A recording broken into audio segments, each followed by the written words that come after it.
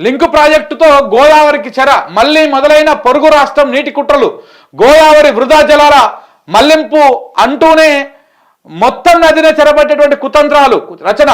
నాడు కృష్ణా నేడు గోదావరి జలాలకు ఎసరు, అప్పుడు వయస్సు ఇప్పుడు బాబు అదే తీరు. పోతిరెడ్డి పాడుతో ఇప్పటికే కృష్ణమ్మ విలవిల, అవార్డుకు విరుద్ధంగా దొడ్డిదారి ప్రణాళికలు, మళ్లింపు జలాల్లో రాష్ట్రాల వాటా ఊసేలేదు. ఏపీ నిర్ణయం పైన నీటి రంగ నిపుణుల ఆందోళన. గోదావరిలో వరద జలాల ఊసేలేనప్పుడు గంపగుత్తగా ఎలా తరలిస్తారంటూ ప్రశ్నలు. ఇక చూడండి ఎట్లా చేస్తారు. ఇక గోదావరి సబ్ బేసిన్ల వారీగా నీటి లభ్యత శాతాల్లో అప్పర్ గోదావరిలో 7.9% ఉంటాయి.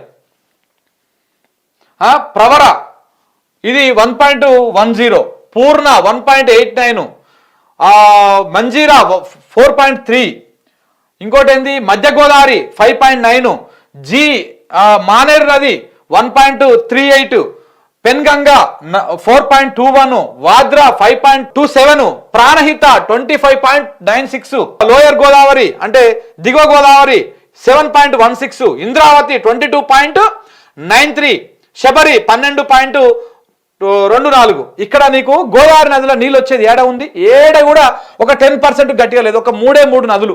ఒకటేది ప్రాణహిత కలిసినప్పుడు 25.96% వస్తుంది. మొత్తం వచ్చినటువంటి గోదావరి వరదలల్లా పర్సెంటేజ్ లెక్కేసుకుంటే ఇంద్రావతి నది కలిసినప్పుడు 22.93% నీళ్ళు వస్తున్నాయి.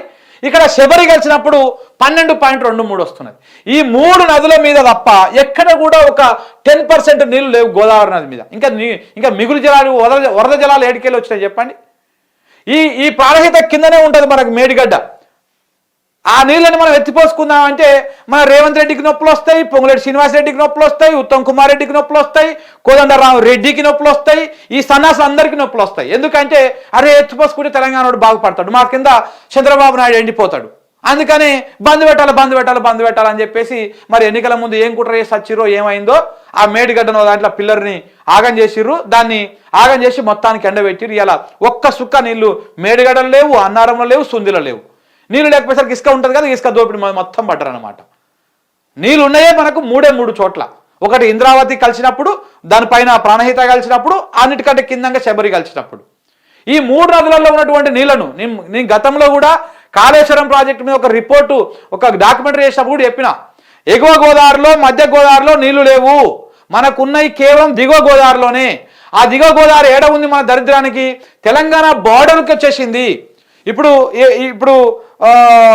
ప్రాణహిత భద్రాచలానికి కొంత పైన అంటే ఎక్కడది ఈ ఉమ్మడి కరీంనగర్ జిల్లా ఆ బార్డర్లో ఉంటుంది. అది అయిపోయిన తర్వాత కింద ఇంద్రావతి, అది తుపాకులగూడెం ఆ ప్రాంతంలో ఉంటుంది. దానిపై కింద శబరి, ఆ భద్రాచలం, అది అయిపోతే ఆంధ్ర నిర్ణయం. మనకు బార్డర్లో ఉంటుంది, మధ్యలో లేదు. ఈ 3 చోట్లనే మనకు నీళ్లు ఉన్నాయి.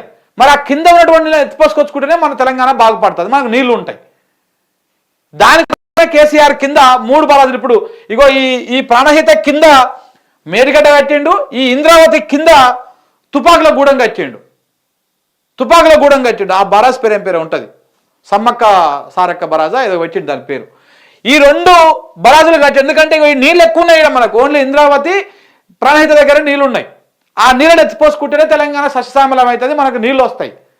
ఆయన ఆలోచనతో అది కడితే వీళ్ళేమో అన్ని ఎండ పెడతా ఉన్నారు, అన్ని ఆగం చేస్తూ ఉన్నారు. ఈ ప్రభుత్వాన్ని మనం చాలా రోజులు ఉంచితే తెలంగాణ మళ్ళీ అడకతినుడు అవుతుంది. తెలంగాణకు మళ్ళీ నీళ్లు కనీసం తాగుతందుకు నీళ్ళు దొరకవు మనకు. ఈ ప్రభుత్వాన్ని తెలంగాణ ప్రజలు తేరుకొని ఎంత తొందరగా దీన్ని దింపి ఇంటికి సాగనంపితే అంత తొందరగా మనం బాగుపడతాం.